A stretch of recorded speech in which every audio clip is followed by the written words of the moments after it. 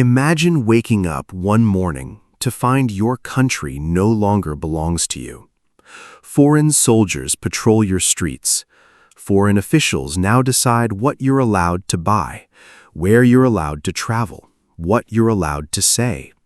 Your government either fled, collapsed, or is now taking orders from the men who conquered you. And every single day, in ways large and small, you have to decide, how do I live under this? Do you keep your head down and simply survive? Do you take a job with the new administration because your family needs to eat? Do you report a neighbor's suspicious behavior because you're afraid of what happens if you don't? Do you hide a stranger in your attic, knowing it could get your entire family shot? Do you join an underground newspaper? Do you do nothing at all and quietly hate yourself for it? Millions of ordinary people across occupied Europe faced exactly this set of impossible questions between 1940 and 1945. Not soldiers, not resistance fighters in the dramatic, cinematic sense, just ordinary bakers, teachers, farmers, and clerks trying to get through each day under a foreign occupation that demanded something from them, one way or another. This is the story of how three very different occupied nations, France, Norway, and Poland, grappled with the blurry, agonizing, deeply human line between collaboration and resistance, and why that line was almost never as clean as we like to imagine it today. Part 1. The spectrum nobody wants to admit exists. Before diving into individual countries, it's worth confronting an uncomfortable truth that most popular history glosses over. Collaboration and resistance were never a simple binary choice between heroes and villains. They existed on a vast, complicated spectrum, and most people occupying Nazi Europe spent the war somewhere in the enormous, morally ambiguous middle ground between the two extremes. At one end sat active ideological collaboration, people who genuinely believed in fascism, who saw Nazi rule as an opportunity, who volunteered to hunt down resistance members or round up Jewish neighbors. At the other end sat active, organized resistance, people who joined underground networks, smuggled weapons, sabotaged rail lines, or hid people the occupiers wanted dead. But the vast majority of the population lived somewhere in between, attentiste, as the French called it, a wait-and-see approach, keeping your head down and complying with just enough of the occupation's demands to avoid trouble, while quietly hoping the whole nightmare would eventually end. And even within that broad middle ground, individual daily choices carried enormous, often invisible moral weight. Selling food to a German soldier because refusing might mean losing your shop, or worse, being reported. Reporting a stranger because occupation authorities offered a reward, or because you genuinely believed you were being a good citizen under the new order, or simply because you were frightened of what might happen to you if it came out that you'd known and said nothing. Working in a factory that produced goods for the German war machine because the alternative was unemployment and starvation for your children. None of these choices fit neatly into collaborator or resistor. They fit into something far messier. Ordinary people trying to survive an extraordinary, terrifying situation with no good options available to them. Part 2. France, a nation split in half. France offers perhaps the most studied and most contested example of this spectrum in action, partly because the scale of French collaboration was genuinely significant, and partly because post-war France spent decades constructing and later dismantling a national mythology that oversimplified what had actually happened. After France's stunning military collapse in June 1940, the country split into two zones, a northern zone under direct German military occupation, and a southern free zone governed by the new French government based in the spa town of Vichy, led by the aging First World War hero Marshal Philippe Pétain. Vichy was not simply a puppet administration taking orders from Berlin, though it increasingly became one as the war progressed. It was, in its early years, a genuine attempt by a significant portion of the French political and military establishment to salvage what they could from catastrophic defeat, built around Petain's conservative, authoritarian vision of national revolution that blamed France's defeat on the perceived moral decay of the pre-war Third Republic. This is crucial to understanding French collaboration. It wasn't simply forced upon an unwilling population by German bayonets. A substantial portion of the French population, at least in the war's early years, genuinely supported Pétain and viewed Vichy as a legitimate, even preferable alternative to continued war or a free French government in exile in London that seemed at the time to represent a hopeless cause. Support for Pétain crossed political lines in ways that later post-war narratives, eager to draw clean distinctions between good French resistance and bad French collaboration, often prefer not to dwell on. Active ideological collaboration in France took disturbing institutional forms. The milice, a paramilitary force created by Vichy in 1943, actively hunted resistance fighters and Jewish citizens alongside German forces, often with a brutality that shocked even some German officials. French police forces, under Vichy authority, participated directly in the roundup and deportation of Jewish citizens and refugees, including the notorious WWII roundup of July 1942, when French police arrested over 13,000 Jewish men, women, and children in Paris, holding many in appalling conditions at a sports stadium before deportation to Auschwitz, an operation carried out predominantly by French police officers rather than German soldiers, a fact that post-war France spent decades reluctant to fully confront. But alongside this, France also produced one of the most extensive, organized, and eventually significant resistance movements of any occupied country. The French resistance was never a single unified organization. It was a patchwork of competing networks, ranging from Gaullist groups loyal to Charles de Gaulle's government in exile in London to communist resistance cells that became particularly active after Germany's invasion of the Soviet Union in June 1941, to smaller, more localized groups organized around shared professions, regions, or personal networks of trust. Resistance activities ranged from producing and distributing underground newspapers to gathering intelligence for the Allies, to sabotaging rail lines and industrial production, to the dangerous, unglamorous work of hiding and helping Jewish families, downed Allied airmen, and others sought by German or Vichy authorities. But overwhelmingly, the majority of French citizens fell into neither the active collaborationist nor the active resistant category.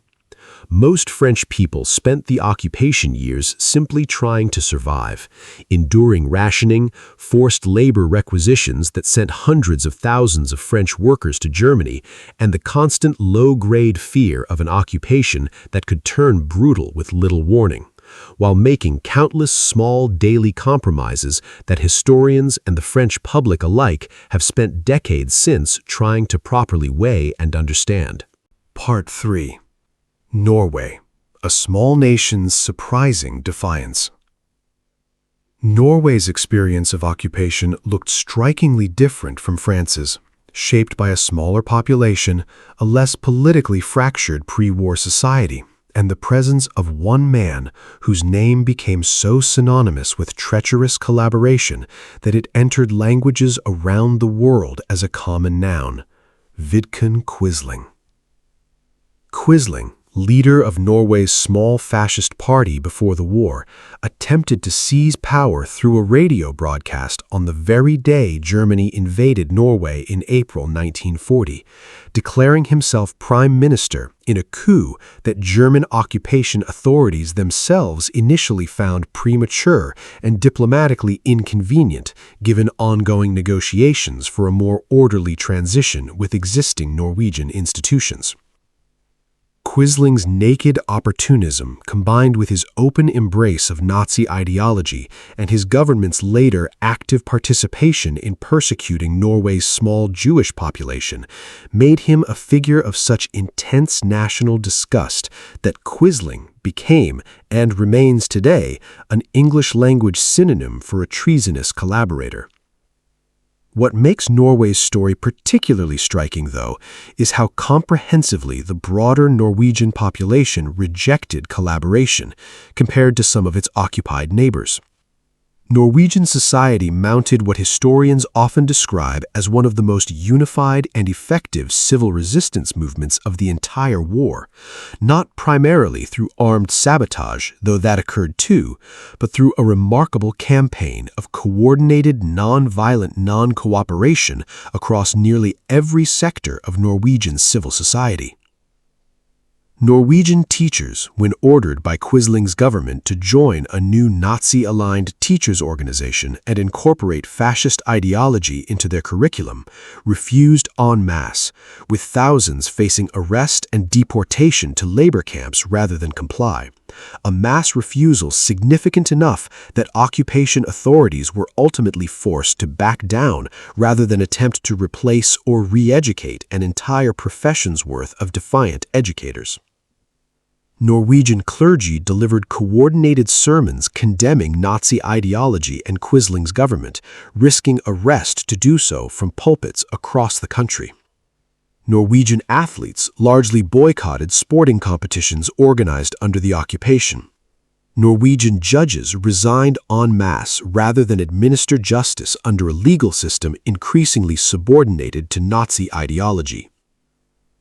This isn't to say Norway was free of genuine collaboration beyond Quisling's inner circle. Some Norwegians did join his National Samling party. Some served in Norwegian volunteer units that fought alongside German forces on the Eastern Front. And Norwegian industry, like industry across occupied Europe, was compelled to varying degrees of cooperation with German war production demands. But the scale and coordination of Norwegian civil resistance, organized substantially through informal networks rather than a single centralized command, stands out as a genuinely distinctive response among occupied nations, and offers a useful counterpoint to any assumption that small, militarily weak occupied nations were necessarily more prone to comprehensive collaboration than larger ones. Norway's armed resistance also achieved genuine strategic significance disproportionate to the country's small population, most famously through a series of daring sabotage operations against Norway's heavy water production facility at Vemork, targeting a component believed critical to potential German nuclear weapons research, operations that required Norwegian resistance fighters to undertake extraordinarily dangerous missions across brutal winter mountain terrain, working in close coordination with British intelligence and Norwegian forces trained in exile. Part 4. Poland. Occupation without any room for compromise. Poland's experience diverged from both France and Norway in ways so fundamental that comparing the three requires acknowledging a crucial, brutal distinction from the outset. Nazi occupation policy in Poland was never designed to allow for anything resembling the negotiated, semi-functional coexistence that characterized Vichy France, or even German-occupied Norway. Nazi ideology classified Poles as racially inferior Slavs, and German occupation policy in Poland was explicitly designed around long-term plans for the country's eventual demographic destruction, mass enslavement, and territorial absorption into an expanded German living space. This meant that, unlike France, Poland never had any equivalent to a Vichy government offering a form of continued, if compromised, national administration. Poland's pre-war government fled into exile.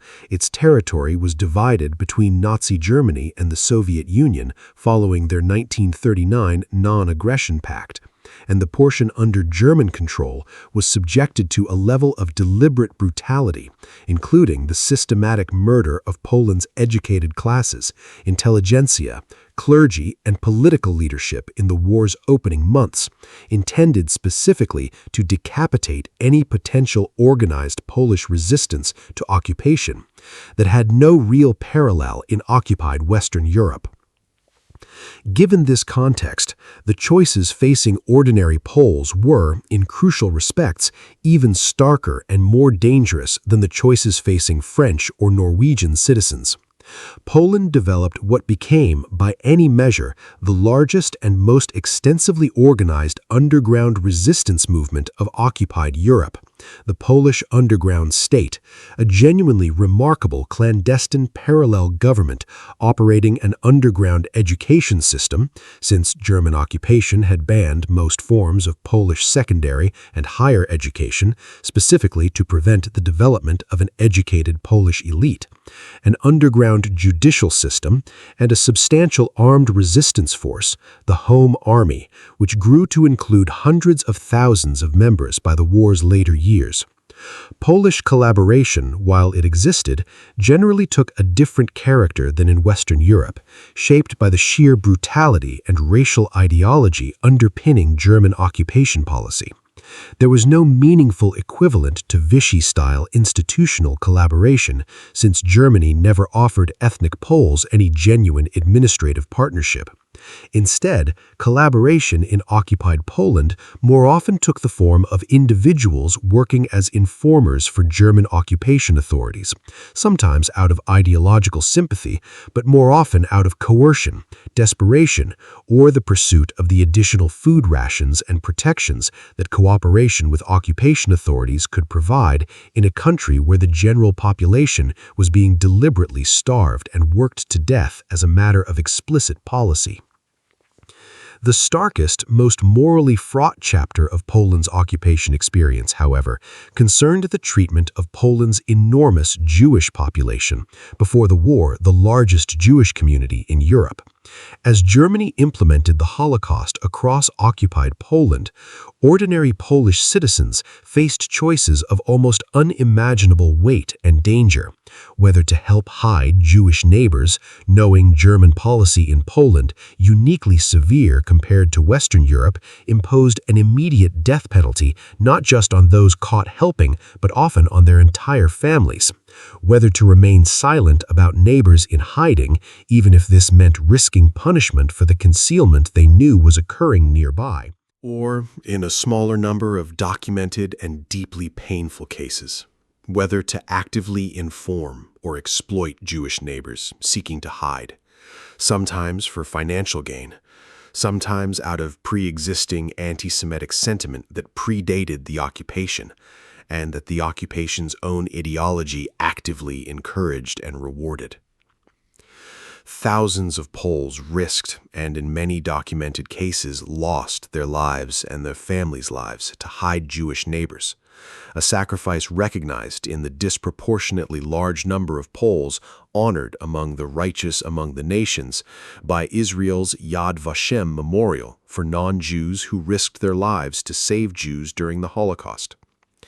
At the same time, historical scholarship in recent decades has also documented instances of Polish civilian complicity in violence against Jewish neighbors, including the deeply painful case of the WWII massacre of 1941, in which Polish residents of a small town, acting with direct German encouragement but substantial local initiative, murdered their Jewish neighbors. An episode that ignited intense, painful national debate in Poland when its full details became widely known decades after the war, precisely because it complicated a national self-image built substantially around Polish wartime martyrdom and heroism, rather than any acknowledgement of Polish participation in the machinery of persecution. Part 5. The ordinary people whose stories don't fit neat categories. Perhaps the most valuable thing this comparative story offers is a chance to look past the dramatic extremes, the heroic resistance fighter, the ideologically committed collaborator, and think honestly about the millions of people who occupy the vast, uncomfortable space in between. Because that's where the actual texture of occupation was lived by most people in all three countries. Consider the French shopkeeper who sold goods to German soldiers because refusing service was illegal and could result in the closure of the shop that fed her family, but who also, quietly and without any dramatic gesture, allowed a Jewish family to store some valuables in her cellar for safekeeping. Consider the Norwegian factory worker who continued producing goods that indirectly supported the German war effort because the alternative was unemployment in an economy where refusing work could mean deportation to a labor camp, while privately listening to banned BBC radio broadcasts each evening and passing along whatever news he heard to trusted neighbors. Consider the Polish farmer who reported nothing to occupation authorities, not out of active resistance, but simply out of a quiet, private refusal to become an instrument of a system he despised, even while making no active effort to join the underground himself, weighing every single day the safety of his own children against the abstract call of a resistance he supported in principle, but feared to join in practice. These are not the stories that make it into most popular retellings of the war. They lack the clean moral clarity of a heroic saboteur or the clean moral condemnation of an ideological fascist collaborator. But they represent by an overwhelming margin how most people in occupied Europe actually experienced these years, not as heroes or villains in a clear moral drama, but as ordinary human beings making a continuous, exhausting series of small, high-stakes decisions under conditions of genuine terror, uncertainty, and impossible competing loyalties, usually without ever knowing whether they were making the right choice until long after the war had ended, if they ever knew at all. Part 6. The Reckoning After Liberation. When occupation finally ended, all three countries faced their own painful, often violent reckoning with what had happened during the war years, and the differences in how each nation handled this reckoning reveal as much about post-war national identity as the occupation years reveal about wartime survival. France's post-war purge, known as the Épuration, saw an estimated 10,000 or more French citizens killed in the chaotic, often extrajudicial violence that accompanied liberation, alongside more formal post-war trials that saw Pétain himself convicted of treason, though his death sentence was commuted to life imprisonment in recognition of his advanced age and prior service to France in the First World War. France's society spent decades afterward constructing a national narrative that emphasized widespread resistance while minimizing the scale of actual collaboration, a myth that began seriously unraveling only in the 1970s and beyond as historians and filmmakers began more directly confronting the fuller, messier truth of the occupation years. Norway's post-war reckoning saw Quisling himself tried and executed in October 1945, along with prosecution of thousands of Norwegians for various forms of wartime collaboration, conducted through a legal process that, while broadly viewed as more measured and judicially consistent than France's more chaotic purge, still generated its own controversies regarding the treatment of Norwegian women who had relationships with German soldiers during the occupation, many of whom faced severe social ostracism and in some cases formal legal punishment despite having committed no clear crime beyond a personal relationship. Poland's post-war reckoning was complicated enormously by the fact that liberation from German occupation was almost immediately followed by the imposition of Soviet-backed communist rule, meaning Poland never experienced the kind of open, gradually evolving public reckoning with its own wartime choices that France and Norway eventually underwent. Many of the most difficult and painful questions about Polish collaboration, complicity, and the full truth of events like the Jedwabne massacre were suppressed or distorted under decades of communist rule, only beginning to receive genuine, open historical examination after the collapse of communism in 1989, meaning Poland's full reckoning with its occupation experience, in many respects, arrived decades later than in Western Europe, and remains, in some quarters, an ongoing and still genuinely contested process today. Part 6.5. The Numbers Behind the Moral Spectrum. It's worth grounding this discussion in some concrete figures, because the scale of both collaboration and resistance across these three countries reveals just how much the middle ground genuinely dominated the wartime experience, even as the extremes understandably dominate popular memory. In France, historians estimate that active, organized resistance members numbered somewhere in the range of 200,000 to 400,000 people across the occupation's full duration, out of a population of roughly 40 million, a genuinely significant number in absolute terms, but still a small fraction of the overall population. Meanwhile, France's Milice paramilitary collaborationist force numbered around 30,000 members at its peak, and roughly 900,000 French citizens joined at least one organization affiliated with Vichy's collaborationist political apparatus at some point during the occupation, whether out of genuine ideological commitment, career opportunism, or simple social pressure within their local community. The overwhelming remainder of the population, tens of millions of French citizens, fell into neither category in any organized sense. Norway's numbers tell a somewhat different story given the country's much smaller population of roughly 3 million at the time. Quisling's National Samling Party never exceeded around 40 to 50,000 members, even at its wartime peak, a genuinely marginal figure relative to the overall population, and support noticeably declined as the occupation wore on and the brutal realities of Nazi rule became clearer to ordinary Norwegians who might have been more open to Quisling's nationalist rhetoric in the war's earliest, more uncertain months. Norwegian resistance networks, by contrast, particularly the home front civil resistance organizations coordinating the mass professional boycotts described earlier, achieved a level of broad, if often informal and decentralized public participation that some historians consider proportionally larger than the more centralized French resistance movement, even though Norway's formally armed resistance forces remained considerably smaller in absolute numbers than France's. Poland's Home Army alone grew to an estimated 400,000 members by 1944, making it the single largest resistance organization in occupied Europe by a considerable margin, a figure that becomes even more remarkable when set against the extraordinarily severe, often immediately lethal consequences Poland's occupation authorities imposed on anyone even suspected of resistance activity or of aiding those the regime had targeted for destruction.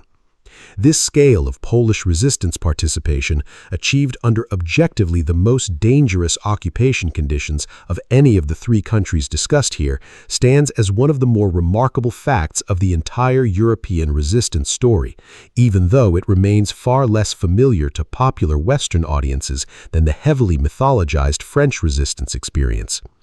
These numbers matter not because they settle any of the underlying moral questions, but because they illustrate with genuine statistical weight just how accurate the earlier point about the dominant middle ground truly is. Across all three nations, the clearly defined extremes of active collaboration and active resistance together still accounted for a distinct minority of the total population, leaving the vast majority of ordinary citizens navigating exactly the kind of ambiguous daily compromises this story has tried to illustrate throughout. Part 7. Why this story still matters. The comparative story of collaboration and resistance across France, Norway, and Poland resists the kind of tidy, satisfying moral narrative that popular history often prefers, and that resistance to easy categorization is precisely what makes it worth telling carefully and honestly. It would be comforting to believe that faced with foreign occupation, most people would clearly and courageously choose resistance, and that collaboration was the exclusive domain of a small number of genuinely evil, ideologically committed individuals. The actual historical record across all of these three countries offers something far more unsettling and, in the end, far more instructive.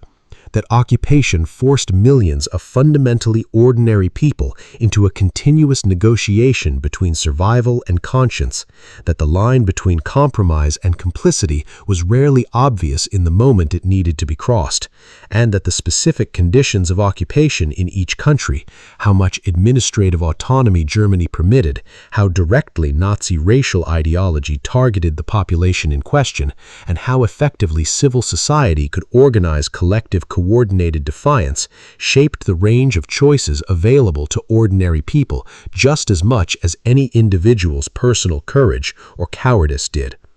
This is ultimately a story about how easily any society, under sufficient pressure, fear, and competing loyalty, can produce both extraordinary courage and quiet, understandable complicity, sometimes within the very same family, the very same street, or, uncomfortably often, the very same individual across the span of a single occupation. That's a harder, less comfortable lesson than the simple story of heroes and villains that popular memory often prefers. It's also, precisely because of that discomfort, one worth remembering honestly.